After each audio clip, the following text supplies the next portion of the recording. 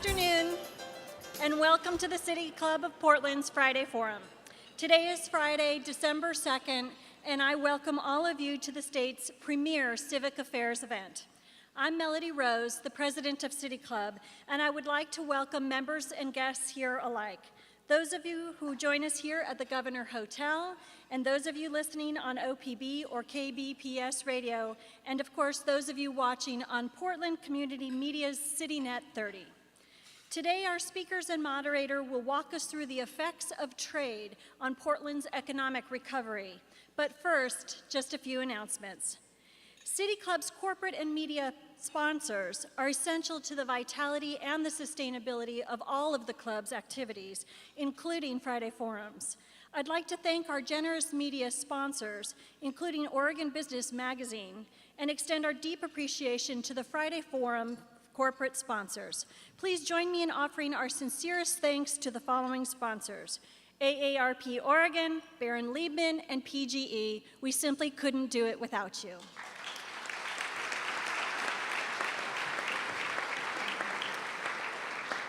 And if any of you in the room would like to join that auspicious group, please see our friendly staff at the back of the room, and we'll talk to you about corporate sponsorship opportunities.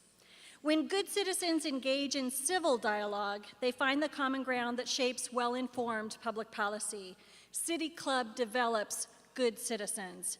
Please donate generously to City Club's annual fund using the envelopes found on your tables or at the back of the room. Your gift keeps Oregonians connected and informed.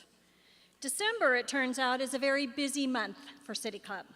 The new Leaders Council will be hosting a December 7th panel on greenwashing, the practice of companies attempting to hide unpleasant environmental facts through expert marketing.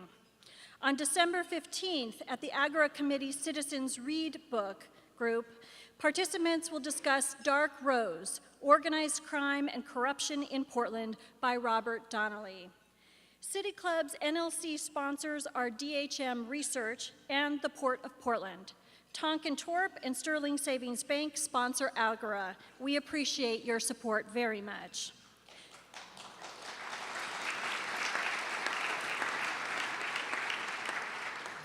Following today's presentation, we'll be welcoming City Club members, as always, to the microphone for a question and answer period with our speakers. In addition, we invite all guests here today to write questions for the speakers on the index cards that can be found on your tables. During the board host question, City Club staff will come around to the tables and retrieve those index cards from you, and I will read at least one from the microphone. I'm sure you'll have good questions for today's speakers. And now, our program. We'll begin with some startling facts. Multnomah County ranked second to last in private sector job creation on the West Coast, 198th of 199 cities and counties in 5 western states from 1997 to 2009. Per capita income is 16 to 21% higher in Seattle, Denver, and Minneapolis than in the Portland metropolitan region. And if Portland had the same per capita income as neighboring Seattle, public schools in Multnomah County would have $86.6 million in additional funding. These staggering facts are made even more troublesome by the state of our local economy. But today, our guests will discuss the trends in trade and economics that could lead us to a more prosperous future. Today's first speaker is John Tapogna. John is the president of economic consulting firm ECONorthwest. There, John has developed a practice related to education, workforce development, welfare reform, and child support enforcement policy. Prior to joining ECONorthwest, he was a budget analyst at the U.S. Congressional Budget Office, where he forecasted the nation's welfare spending and estimated the cost of key pieces of congressional legislation. Bill Wyatt has been the executive director of the Port of Portland since October 2001. He oversees more than 700 employees, annual revenues of approximately $240 million, and more than $16 billion in annual foreign trade. Prior to his appointment as the Port's executive director, Bill served for 7 years as chief of staff during Oregon Governor Kitzhaber's prior term of service. This was preceded by 6 years as president of the Oregon Business Council. Bill is also a member of City Club's Board of Governors. Today's moderator, attorney Elisa Dozono of Miller Nash, LLC, focuses her law practice on business litigation and government relations. Elisa has over 11 years' experience in communications management and government relations, including as communications director for former Portland Mayor Vera Katz and as media relations director for Oregon Governor John Kitzhaber's transition. And now, I'd like to invite our first speaker to begin. John. Thank you. So this has been a long downturn, and my kids during this period have aged into the ability to start to look at some of my presentations and see some of the quotes in the newspaper. And they're old enough now to give me advice, and they say, you know, Dad, your information, it's kind of interesting, but boy, you're depressing. You know, could you lighten it up a little bit? Because, you know, it's 4 years and they really haven't heard me say much upbeat. So they've made me promise that when I do a presentation, I always have to say a couple of good positive things. So I'm going to start out with a couple of positive things. First of all, the airport's long-term parking this morning was at 78% full, which is one of the better economic indicators if you're trying to understand what's going on with Portland's economy. Keep an eye on long-term parking at the airport. So that's pretty good, 78%. Second number I want you to think about is 31. That is the point spread in tonight's Oregon Duck game against UCLA. And I will be racing off to that after this program, so go Ducks. So with all that upbeat stuff out of the way, I'm going to move into the presentation now. And I'm going to center these remarks around five points. Point number one, we're 4 years into this U.S. downturn this month. This is the 4-year anniversary of the technical start of what has been called the Great Recession. And it's going to be probably 3 more years until we start to see economic reports that we consistently like, and that's if things go well. So, recession or not, we are suffering through the aftermath of what one economist has called a garden variety severe financial crisis. Nationally, the supply of excess vacant homes tops 2 million. So that's 2 million more excess vacant homes than we would have expected given historic norms. And until we start to work our way through that excess supply, housing starts will be weak, and that causes 2 problems for Oregon. Obviously, it causes problems for our own housing construction industry, but it also causes problems for the forest products industry across the state. So that hits us in 2 ways. Hindering the housing demand is relatively slow household formation.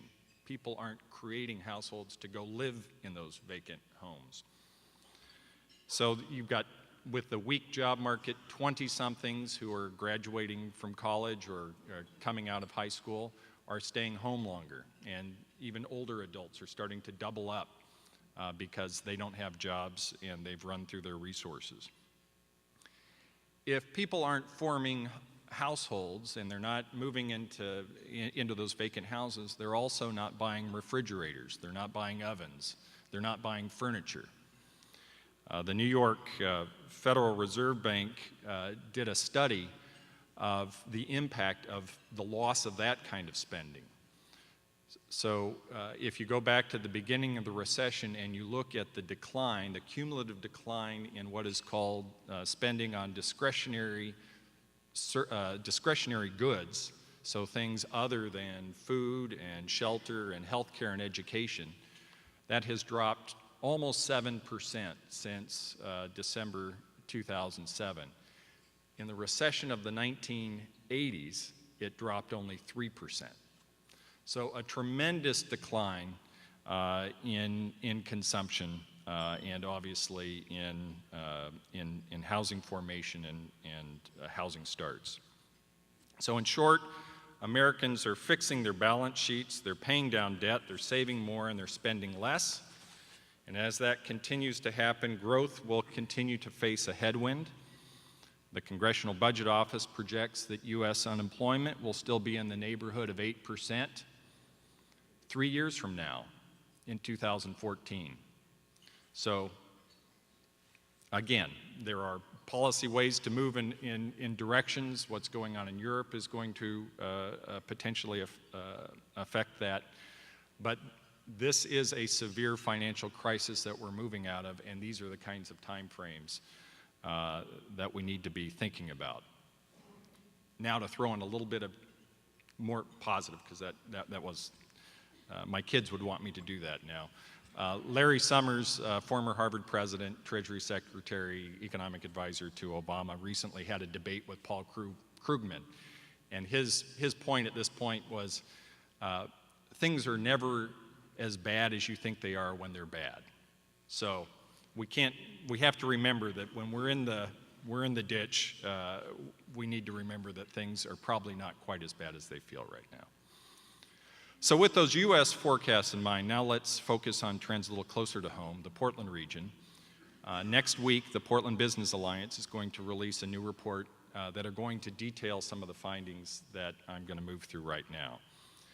And as we told the Portland Business Alliance as we developed data for this year's report, you get different stories about the region's relative economic health depending on the economic measure that you select. Obviously, almost all metropolitan areas in the country right now, as they check their health, are not going to be pleased with it. But what we were trying to understand is, in a relative sense, how is Portland faring? So let's start with jobs. This is point number 2 now. Portland's job performance in this downturn has followed historic trends. It is what you would expect. On jobs, Portland booms when the U.S. is thriving and busts when the U.S. economy is weak.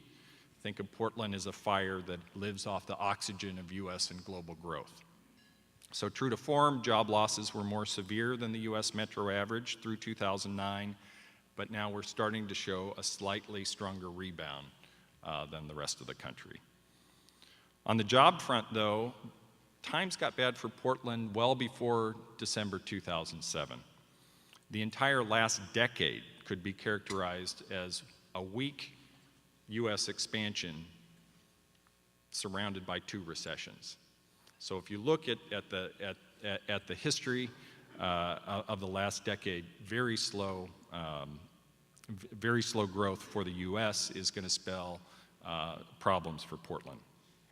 Point number 3, incomes per capita have not fared well relative to the U.S. metro averages, and here there are 2 stories. The first story is that the inequality that we're seeing in households, that 99-1 phenomenon that is becoming famous, is also happening in metro areas to a degree. If we look all the way back to 1969, the top 10 metro areas, which include places like New York, Boston, San Jose, San Francisco, Seattle, had inflation-adjusted per capita income almost double during 1969-2010. So if we look at those places in inflation-adjusted terms, back in 1969, they had per capita income at about $30,000. It went up to $56,000.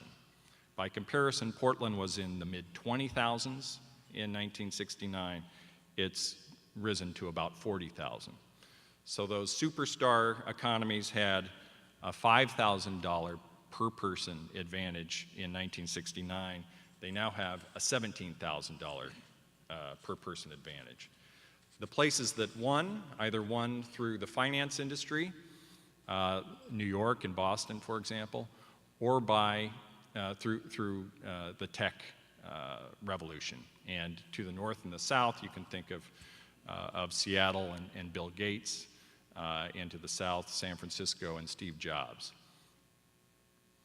So, as I said, there were 2 stories to the income problem. Not only did they pull away from us, and so in a relative sense, that doesn't make us feel good, but also during the last decade, Portland had very poor performance on income in an inflation-adjusted terms since 2000. Income per capita has not grown at all in Portland, so we're falling behind. And that spells big problems for the public sector, because as I have presented on many occasions, the relationship between public sector revenue and personal income is very tight. About 16 cents of every dollar of personal income goes to the public sector. I'm going to wrap up now with a fourth point, and that is that Moore's Law is revealing itself in Portland's GDP or output numbers. So in 1965, Intel co-founder Gordon Moore entitled a paper called Cramming More Components into Integrated Circuits. There he predicted the number of transistors could be stuffed into circuits would double about every 2 years. And thanks to this phenomenon, we all now walk around with powerful computing devices in our pocket. That also meant that value added per worker, the amount of economic output per employee in the computer and electronics sector has soared. And now that's showing up in our regional economic data. If you take the Bureau of Economic Analysis at their word, in just 1 decade, Portland went from 96% of the US metro average GMP per capita to 120%. So measured by value of economic output per capita, Portland is trending toward becoming one of the most productive regions in the history of the world. So with that, I'm gonna pause now. I have a number of other interesting points on exports that are related to these GMP numbers. But to sum it up, we have a couple more years before we see the next sustained economic growth in the US, most likely. But when that happens, history would tell us that Portland will rise again, that we will outperform the US growth. And so we have to think about how to use these next 2 years to strategically set ourselves up to make good use of that next expansion. Wow. On that positive note, so I've had the chance to present with John before and to hear this basic message, and it really is kind of the tale, two different tales.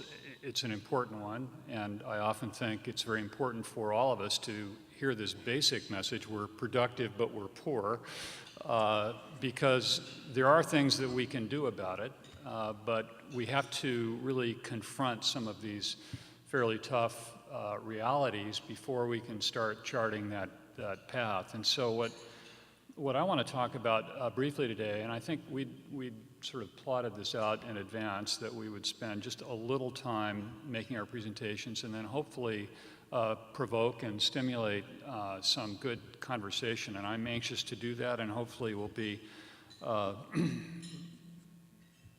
provocative enough so that we can get some good dialogue. And I really want to just make 3 basic points, or talk about 3 subject areas.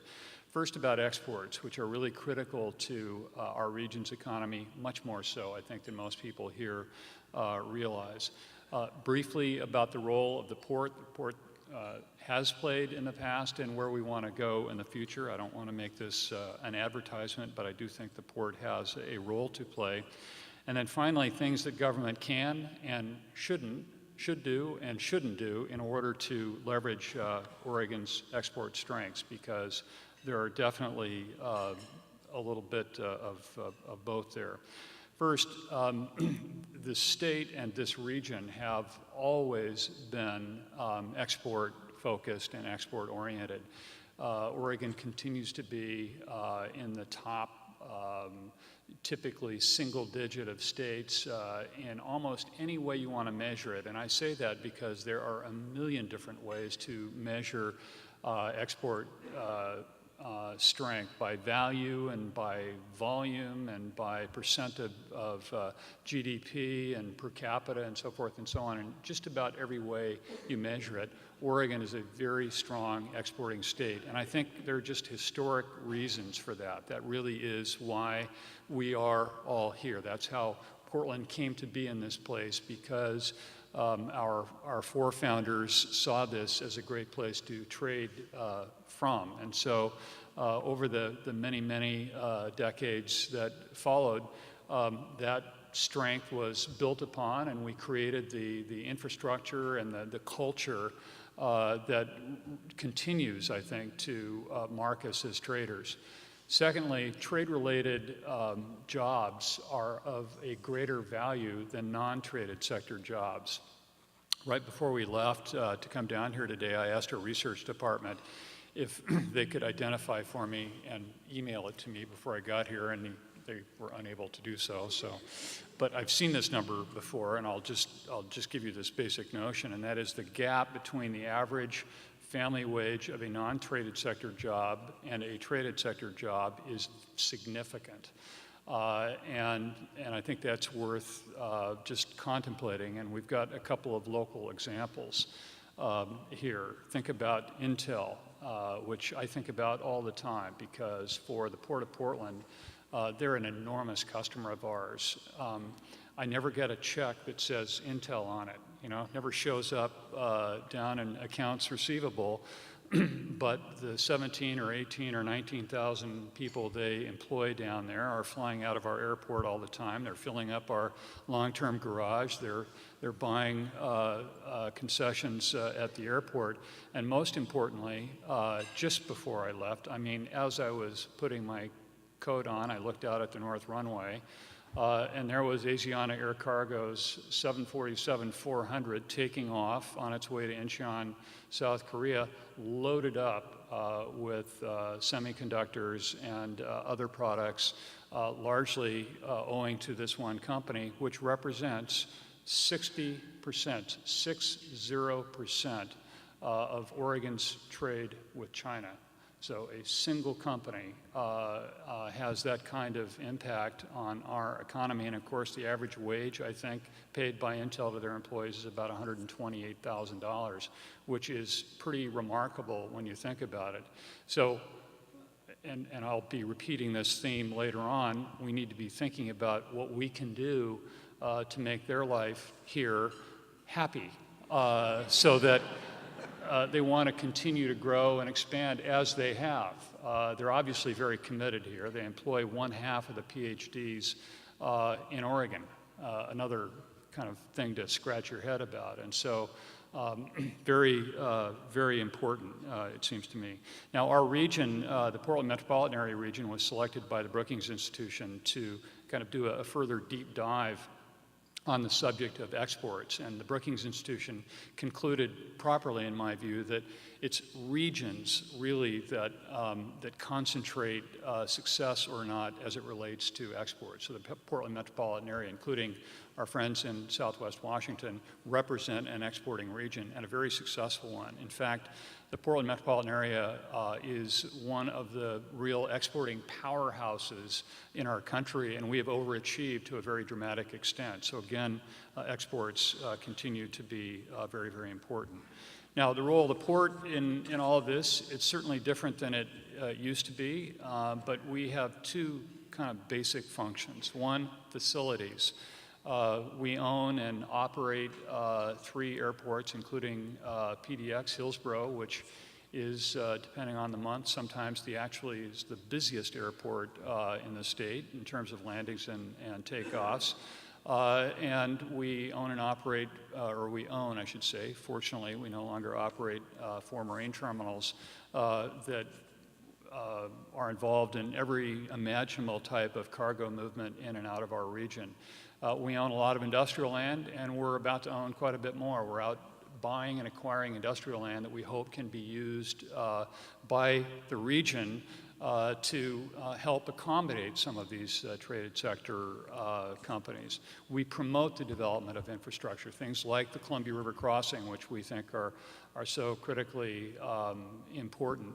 And we invest in infrastructure ourselves. 96% of our revenues are generated by private business transactions, which not only keeps us wired into the global economy, but it also really gives us an opportunity to figure out where we get the biggest bang for our buck in terms of investment.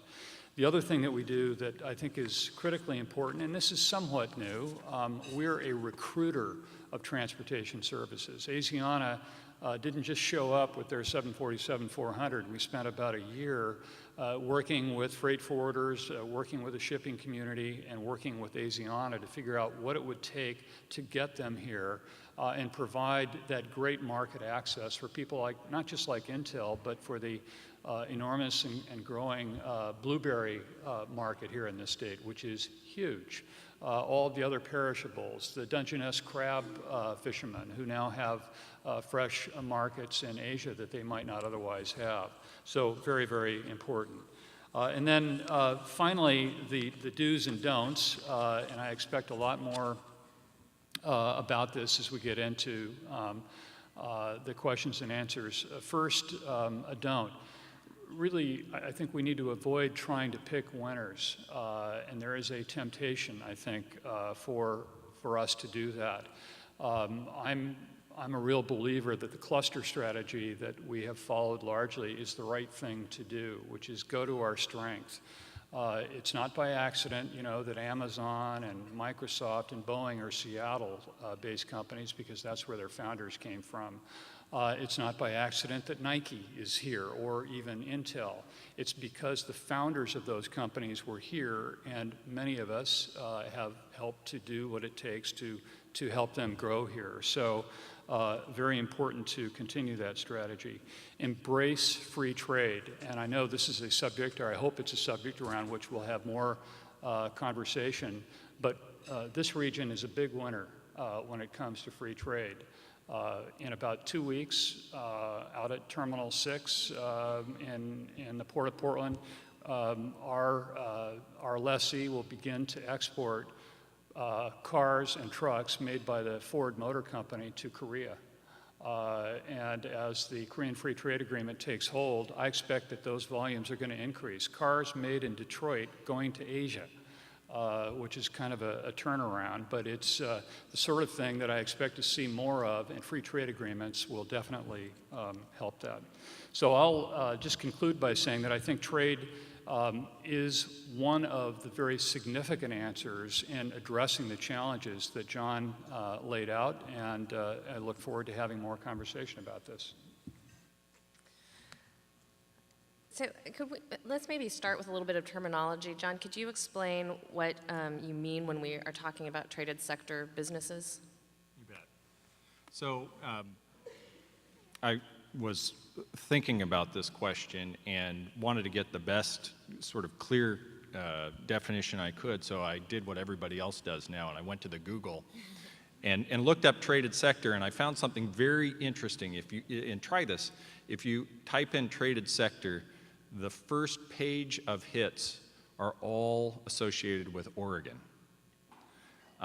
In part because academics refer to this as the tradable sector, and somehow here in Oregon, we started calling it the traded sector. It's actually written into state law as the traded sector. So you get state law, and then you get a bunch of OBC documents. In any event, I found that interesting. Doing my best. But Michael Spence, in a paper for the Council of Foreign Relations, did a nice paper on this. It came out in March. Basically described it as goods and services produced in one country or consumed in another. That's the easiest way to think about it. Even within the Portland region, we could get excited about goods and services produced here and sold to Florida or Rhode Island too. We'll take their money. In terms of trying to find traded sector companies, what economists typically do is look for geographic concentration. So if an industry isn't very geographically concentrated, if you see it everywhere, like retail and construction and health clinics and things of that nature, that's not traded sector. But if it tends to be concentrated and specialized, like computer and electronics or automobile manufacturing, things of that nature, then that more likely that it is traded sector. The boundaries of traded sector are not fixed. The internet has given entree to a whole host of different kinds of industries that can now trade. You can manage IT overseas. You might even be able to do economic analysis overseas, et cetera. We're looking forward to that opportunity.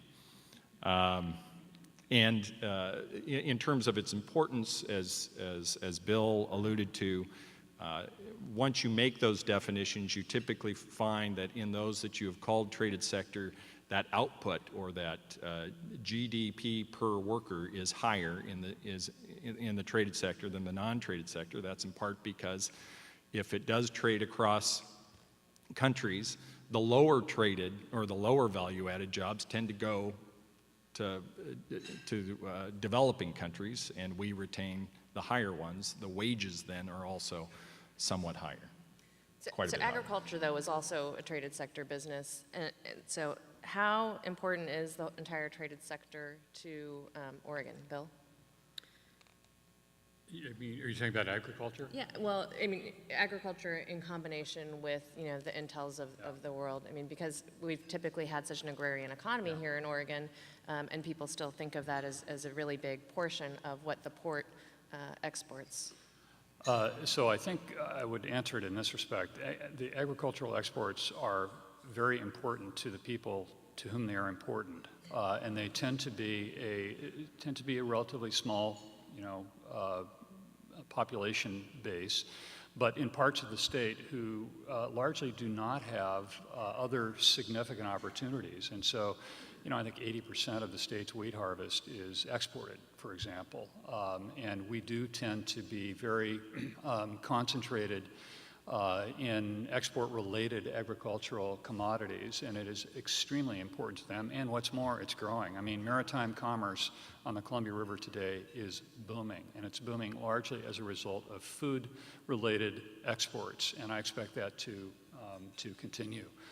On the other hand, Intel, my previous example, dwarfs all of that in terms of the value of their trade, and of course their production activities are concentrated in what by agricultural standards would be considered a postage stamp out here in Washington County. And so by just net value and by gross value, electronics and other high-end manufacturing does capture much greater value. So, since we're actually talking a little bit about agriculture, also, I want to talk a little bit about this concept of buying local.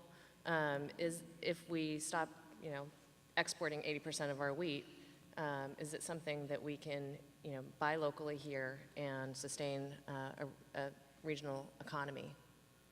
John? Certainly there are advantages in import substitution. So if you're living here and people are producing high-value products that you are then not importing from other places, that adds value.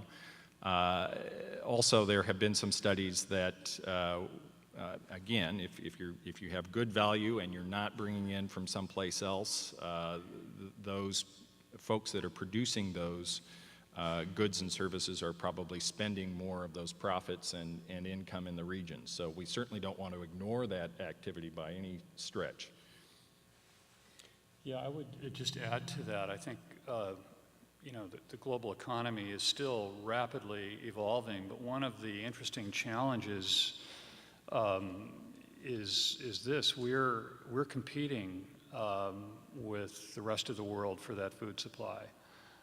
Believe it or not. I mean, so the Dungeness crab fishermen that I mentioned earlier, if they're able to sell their crab in Asia for $100 a pound, what are we going to have to pay for that? And so when you talk about buying local, it's all good, except that it's an open market, and we'll be competing in effect for that. And so some things are probably more suited to buy local than others, but I would say, for example, with respect to things like wheat, this country, we way overproduce what is required, and these are terrific market opportunities. Soybeans is another good example, which, by the way, America's largest export to China by both value and volume are soybeans. And so there are terrific opportunities that I think will continue despite the buy local. I have to jump in on the open market notion because it brought to mind this, one of my very first projects at ECONorthwest. I had to fly down to Southern California and do some research on a seafood wholesaler that was right on in San Pedro in Southern California. And the boats would pull up and they would pick the stuff out and they'd throw it on a big pile of ice in this warehouse, and the guy would get on the phone, and within 5 minutes he will have sold it either to Australia or to the restaurant across the street, depending on depending on price. It was just the most amazing quick turnaround that I'd ever seen in a market. So why have exports and traded sector businesses drawn extra attention since the financial crash and recession? I mean, the Port of Oakland was shut down by the Occupy movement, and to me, I mean, I know that ports employ a significant amount of labor, the 99%. I know that the port generates 32,000 jobs and $1.8 billion in wages. And so where is this coming from? Okay, well, I guess we're not going to both jump into that, but I'll let you think, and I'll answer my part of the question, then you can respond. You know, in terms of the sort of increase in discussion and debate around exports and policy movement toward exports, I think, you know, shortly after the crash of Lehman Brothers in 2008, people sort of looked back at the rubble of what that economy was, debt finance, domestic consumption, and looked at the decade and a half that we had lived through and said, well, that's not a model. That's not going to work. So what might work? And the hope and the theory is that we have developing countries, particularly China, India, Brazil, moving and growing. Hopefully they turn into consumer economies in their own right and start to have some purchasing power, and that we have to strategically think about how do we start developing the skills to design and deliver products to those emerging consumer markets. yeah, I think that the Occupy shutdown of the Port of Oakland, I would say a couple things. First of all, the Port of Oakland just happened to be very handy. It's really close to where the encampment was, so that was nice. Not something that we share. But I would also say it's probably more a focus on globalization than it was on exports. I think there's nothing not to like about making or producing something here and selling it somewhere else. I think most people would probably embrace that as very positive. But I'm reminded of a fellow that we've done some business with who, after a glass of wine or two, said to me, he goes, "You Americans," he said, he's Philippine, based in the Philippines, he goes, you're buying things that you no longer make from people who you compete with money that you're borrowing from them. How's that going to work? And I think that really does describe an environment which has caused people to really step back a bit, and that really probably is one of the descriptions you could use to describe the economy in rubble that John just referred to. Well, there is a lot, the Oregonian today talked about the challenge for companies like SolarWorld and the competition that they're facing with China. And so can you talk a little bit more about whether or not China is actually a good partner? Yeah. So I think actually the SolarWorld example is just a terrific way to examine this issue because it has everything. And it really depends, are you the producer of the solar panel or are you the consumer of the solar panel? And if you're the producer, you're obviously very concerned because these Chinese and Korean and other panels are coming in here at half or less in price. If on the other hand, you're an installer of solar panels and you're selling them, you're going, oh, wait a minute, my market is going to dry up and go away. And so you see that playing itself out. There are these boycotts going on by installers and others. By the same token, and I'm not really equipped or prepared to talk about the specifics of the anti-dumping case because it will be an immensely complex thing, there is a global mechanism available through the WTO to actually address this. It will be addressed. A lot of speculation on how that will be. And this is a mechanism that didn't really used to exist. I mean, it's relatively new within the last 12 to 15 years. The Chinese, I'm no expert. I've been many times. I'm no expert, but they are pretty good business people. And part of that is because they've been at it for 5,000 years, and we haven't, you know. And so I think it's just useful to remember that. And they're not going to give anything away, and they're not just sitting there waiting for us to sell them things either. It is going to be a tough, hard-nosed competition. And are they stepping on the air hose where they can? Sure, I'm sure they are. And that's why these trade agreements are negotiated and need to be enforced as well. I think one of the better short assessments of fairness with respect to at least currency you could go find in The Economist magazine. One of my favorite pieces that they do on an annual basis is the Big Mac Index, where they track the price of a Big Mac in countries all over the world and then try to assess which currency is overvalued or undervalued, et cetera. And their assessment was essentially that yes, Big Macs are cheap there, so if you could figure out a way to get them over here real quick and sell them, you could make a lot of money. But that it was not driven by currency manipulation, but simply by the fact their GDP per capita is quite low, and their labor costs are very low to create those Big Macs. I think I was just going to say that that really is the thing that we have to sort of face up to. The labor rate differential is enormous. The gap is closing, to be sure, and you're reading more and more now about labor disruptions on the eastern seaboard, where so much of the production capacity exists, and I think there will be more of that as the economy slows down, as China is unable to produce job growth as they have in the past. There is going to be a lot more labor disruption. You're seeing wage rates rise, and that's the way it'll work. So is one more important than the other, job growth or income growth? You certainly need both. The Portland Business Alliance, with the release of their report last year, put buttons out that said jobs, and people started walking around with them. And I said, well, you should have another one for income. And income reputationally is sort of taking a hit lately, but I go back to public sector finance when I think about that, because that is an area where, regardless of what you think about income as an individual, we collectively have a stake in our collective income as it pertains to paying for public services.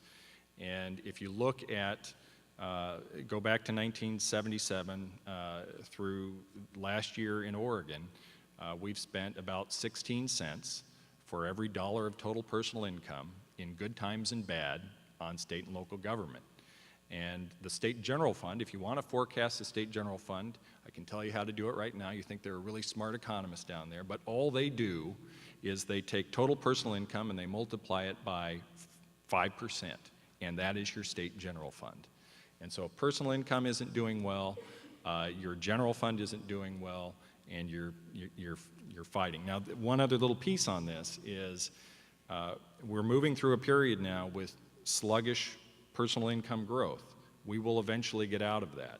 But the problem is, in the back end of this decade, we have some what appear to be trends of government services and government expenditures that are going to be growing faster than personal income.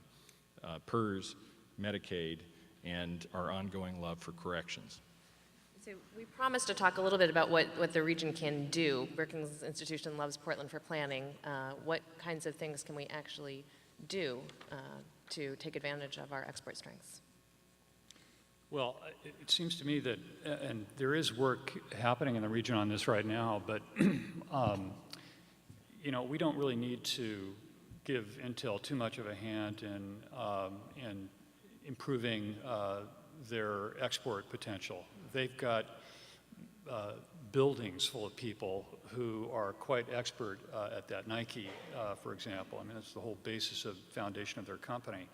But for small and medium-sized enterprises, exporting particularly to Asia, where there are these enormous cultural differences, is really challenging. It's very difficult. The currency issues, the cultural issues, language issues, and then just the whole trade-related set of laws and rules. And I think our region doesn't do a particularly good job at helping to support that. And I think that we could, through the development of something like a one-stop center where these enterprises can go to really get more of that expertise and more of that hands-on assistance. We're going to be part of that. I think it's very important, but it's significant. The other is making sure that as businesses want to grow and expand, they have a place to do so. So making sure that we have an adequate supply of industrial land is very, very important, because manufacturers tend to be the exporters. Well, and transportation too, right, John? Yes. And then I will say human capital, human capital, human capital. The governor's and the legislature's goal of getting 80% of Oregonians with something beyond high school and having no high school dropouts, if we were to be able to pull off that or anything close to that goal over the course of the next 14 years, we win, period. I would also say that in addition to that, immigration reform would help. Steve Jobs was lobbying Obama before he died and basically said every PhD engineer from a different country that graduates from a top university gets a green card stapled to their diploma. Well, I think it's time to open up the conversation, and I'd like to do that by introducing our Friday Forum host. But first, if you've written a question on an index card, now is the time to raise those really high so that the staff can see them and come around and collect them and bring them up here to the microphone. The first question for our speaker, as always, is from our Friday Forum host, who is today City Club President-elect Pat McCormick. For 20 years, Pat was a partner at Conkling, Fiscum, and McCormick, a public relations, research, and public relations firm. Today, he's a partner at AM/PM PR, a Portland public relations firm he founded with his daughter, Allison. Pat has been a City Club member since 1969. Pat?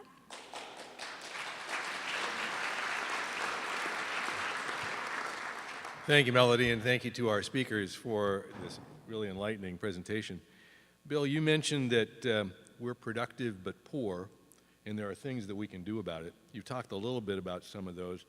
From a public policy perspective, there are things that can add friction to our effort to improve our economic situation, and there are things that can lubricate where we're trying to go.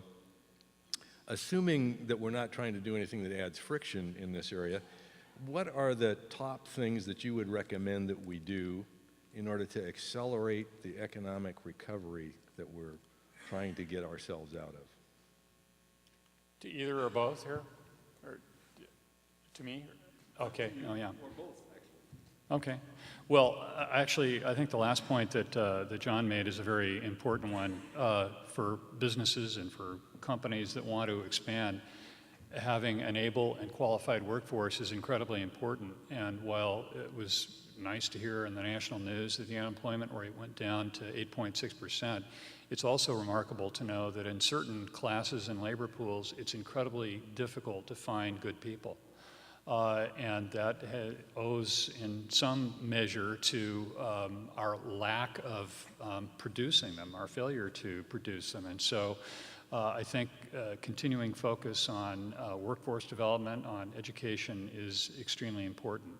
I do think that the aforementioned industrial land supply is very, very important. We live in a region where we have chosen wisely, in my opinion, to focus and concentrate growth within the urban growth boundary, and we just have to be sure that we appreciate what all that means. And that means that we're going to concentrate and focus growth inside the urban growth boundary. And we have to take advantage of that. And then finally, staying up with infrastructure. I'm just so impressed when I travel around the world to see these countries' emerging economies and the incredible investment they're making in infrastructure. We've done a lot of that, and we've done it for a long time, and some of it is getting a little dog-eared. And we have to continue to make these very, very important investments so that it'll be there for the people to whom we hand the baton at some point in the future. I would relocate Oregon State University to Wilsonville. That would be one proposal, just to make it closer. What a big week for the university system. Yeah, right, yeah. And then, but seriously, getting back to the other point of the governor's initiative, improving the productivity of the education system in the same way that Intel is improving its productivity and other traded sector firms are improving their productivity.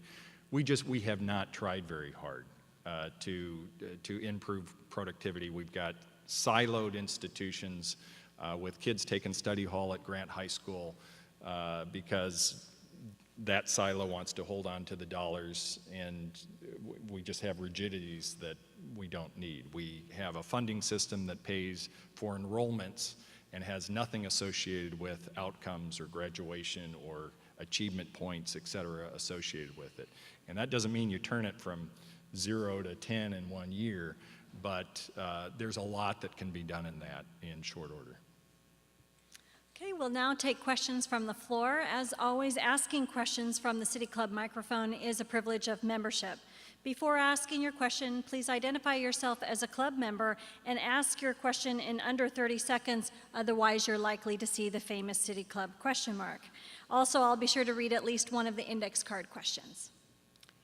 Peter Fenner from City Club.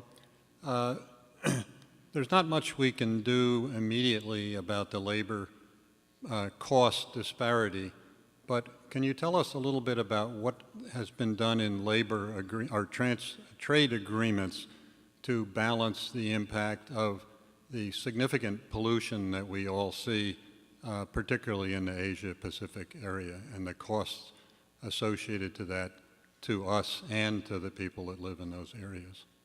Yeah, so I think it's a little, just so you know, it's a little challenging to hear up here just because of the acoustics of the room, but I think I've got the basics of your question, and that is what's been done to balance the labor agreements in terms of, or rather the free trade agreements in terms of pollution that is developed as a result of the manufacturing activity that occurs.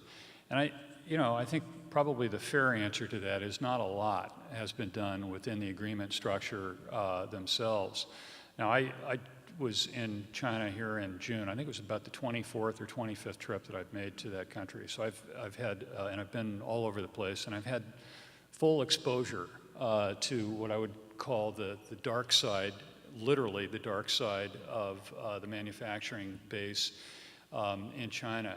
And I think this isn't meant to justify a lack of action on this score, but I would say this: the Chinese people, by and large, are getting wise to the fact that the quality of their drinking water, the quality of the air they breathe, has deteriorated dramatically.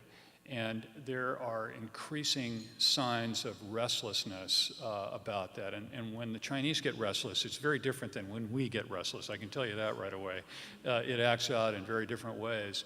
And as a result, the central government, less so the provincial governments, but the central government is increasingly focused on this fact because they're the ones, they see themselves as having to pay that price and live with it, and they don't want to. Dealing with that is an enormous challenge because they also have about 700 million people who would like to become part of the middle class and are seeing the other several hundred million people who've become part of the middle class. And so there's this incredible tension that exists both in places like China, but India to some extent as well. It is going to be one of the big struggles, trade agreements or no. And of course, this pollution it's reaching our shores. I mean, it's in evidence in the atmosphere, and there are more and more reports about that. I do think it's an appropriate subject for the next round of GATT, for example, to begin to address this because it's very important because the distribution of impact is disparate. The producing countries are paying a price they really didn't imagine, I'm sure, when all of this began. Let me take one from the floor. Can you explain why we are productive but poor? So in other words, why does our above average productivity not translate into higher income? In the immediate term, we have reaped the benefits of deep capital investment, and so we're in a period now in the computer and electronics industry nationally, globally, and certainly here in Portland, where big capital investments are producing tremendous amounts of output without the need of lots more labor. Intel is building a big plant out in Hillsborough now, but at the margin, they're not going to be employing as many new employees per fab as they needed to when they were growing in the 80s and 90s. So while Intel has tremendously sizable footprint on income, and we did the numbers for them in a study, they contribute a tremendous amount of personal income and general fund revenue to the state. Their growth is somewhat more capital intensive right now. So what we need to do as we go forward is not only think about those capital intensive industries, but we need to start thinking also of complementing that with some human capital intensive industries. So the design firms, there are some little grass shoots of good news with places like Bank Simple and Urban Airship, Iberdrola, et cetera, that are heavy on just very sharp people that are thinking about design of products and delivery. And there you have probably a closer tie to income and output. Okay, back to the microphone. Scott Stein from the Bus Project and a recent City Club member. My question is, at the Bus Project, we deal a lot with the millennial generation, 25 to 35-year-olds, and they want to do good and do well. And my question is, how do we get that next generation of social entrepreneurs to invest here, like the Nikes who were young, Phil Knight young, and then how do we get them to kind of grow here and then to export and be that next big hub of employment and revenue generation? So how do we get the young entrepreneurs to export? Again, I think it's the connections and the motivation and education is going to be the key. This is a generation that they're attracted to this place. I think the emerging software industry or growing software industry in Portland is an example of a place where folks like that are going to fit very well, and tying into the momentum that is there and other industries like that. I think there's an awful lot of promise. The other thing to keep in mind for the bus project folks is that we have an awful lot of talent that is on the doorstep of retirement that is going to have to be replaced. And so if people love it here, there are going to be opportunities. I would just add to that. I think it's incredibly important for us as a region to promote programs, whether associated with the school system, universities, whatever, to get people to live in foreign places for some part of their life.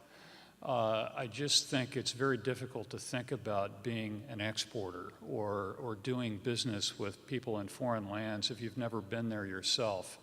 And I just look at the people that I interact with when I travel to Asia, for example, or to Europe, and all of them have lived in the United States at one point or another.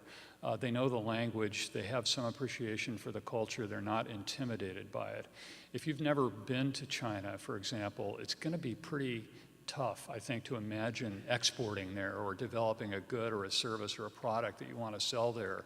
And this may seem a little wishy-washy, but I really think that creating an international frame of mind is incredibly important to help induce others to really want to embrace that and to feel comfortable in doing so.